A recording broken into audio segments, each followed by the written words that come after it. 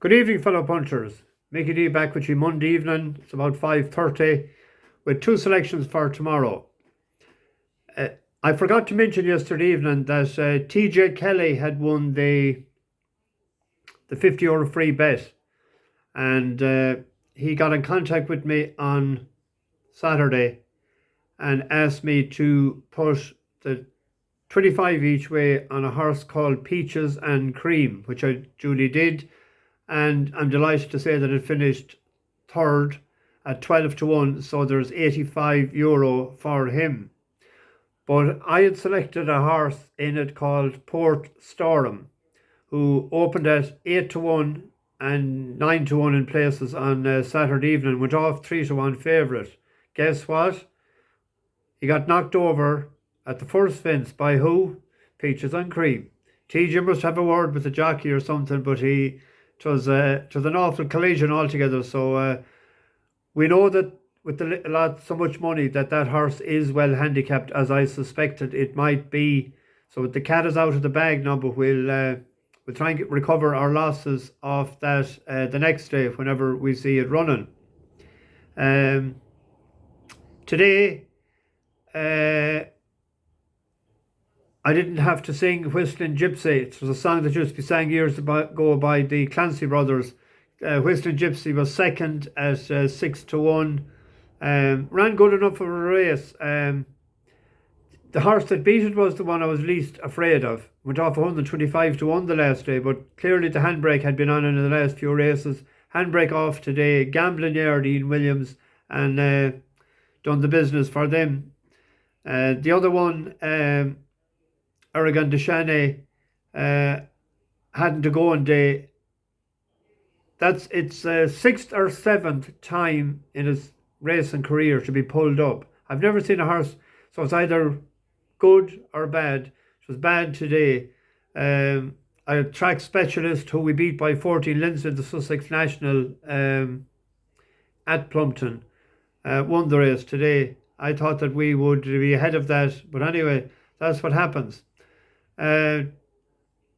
There was, I mentioned Fish Cake last night, drifted out. It was 11 to 8, 6 to 4 last night. Won it, I see at a big price, 100 to 30 today. Maybe some might have been on that. And there was a horse there, Boom Bon, as well. We're back to the last day. It was second to JP horse. That won at odds on today, but it was 5 to 6 last night. So keep an eye on horses that, there's two out tomorrow that in Ireland. Plains Indian, but it's odds on. It fell at the last when we back to the last day, and it would have won. And Black Bow's out tomorrow. That should win, but both of them are odds on.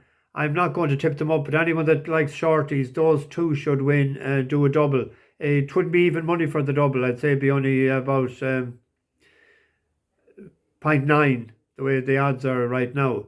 But if anyone wants a double on that, best of luck with that. Two I have picked for tomorrow. The 302 or the 301, some around at 3 o'clock at Exeter. Equus Dreamer. It's a 7-year-old out of Getaway, trained by Kim Bailey. It was third first time out in the maiden hurl to Stellar Magic, who had previously beaten Pay the Piper in a pint to pint in Ireland, and that went off favourite. And that's rated 133 now. It was then second to Corrock Rambler, who won in Cheltenham there in a novice hurl in Carlisle in March of 2021. It went chasing in Fastlass in November. It was third of 9. Then it was fourth of 8 next time. Then had wind surgery, and it finished second of 7 to Babington Bob. Babington Bob was 6 to 4 favourite. That's a decent enough animal for Anne Hamilton. It has only run on soft or heavy, but his dam is out of presenting, so it should like the better ground okay.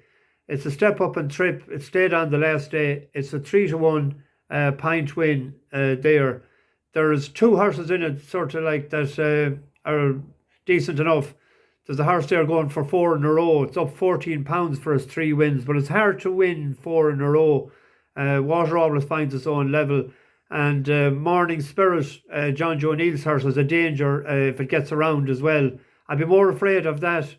But you have Classic Bin as well in it, and it was second in the Sussex Grand National to Captain Drake. But it got a hard enough race that day, so I don't know, might should have recovered. And it's a 9-year-old, but it's not it's a test tomorrow. Like, it's no kick in the, or no penalty kick, like. But I just hoping that with the second run back after surgery and the step up and trip, that it might suit. The other one is an Alan King trained horse in the 320 at Market Rasen. There was a strong favourite supposed to be in that, but it's been pulled out for Kieran Burke. Royal Pretender is the selection. His two last runs were very encouraging. It was third of 13 to Highway 102 over 19 furlongs on good ground, and its last run was second to PJB on good to soft. It's only a 6-year-old. It would have made in Hurling Warwick on good ground last September, and it was second in Market Rasen last April. It's 2-1 shot, and there's only one bookie has it priced up, Pint Win. So that's us for today. I get this in the upload oven. Like and subscribe. Thanks for all the likes and the messages in the last few days. And our subscriptions are going up as well. The Cabbage Patch Kid said to me, keep saying it, like and subscribe. Good luck, Mickey D, over and out.